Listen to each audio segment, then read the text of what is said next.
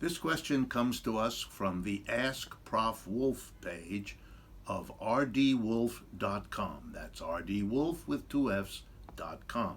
And this particular question comes from Bud Blumenthal. And here's what Bud is asking. There's a new kind of capitalism that's getting a lot of attention. It's called conscious capitalism.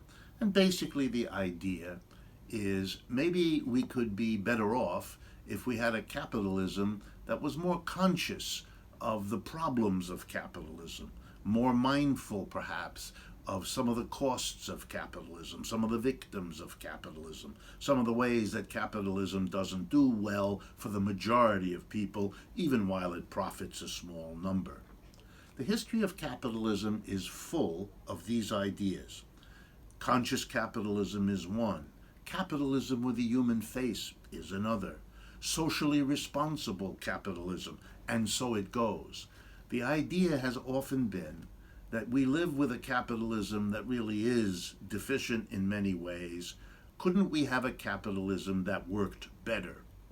Well, on the one hand, yes, we probably could.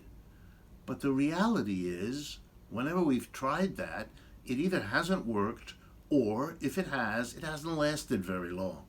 For example, Franklin Roosevelt, in the depths of the Great Depression, produced an American capitalism under pressure from working people below him that was really pretty conscious and pretty socially responsible and had a much more humane face than the one we live in now. But as, by the way, proof of the point, it hasn't lasted. The last 30, 40 years have been the undoing of the New Deal capitalism Roosevelt was responsible for. I'm afraid that the real capitalism we live with is the one that ends up being the capitalism most of the time.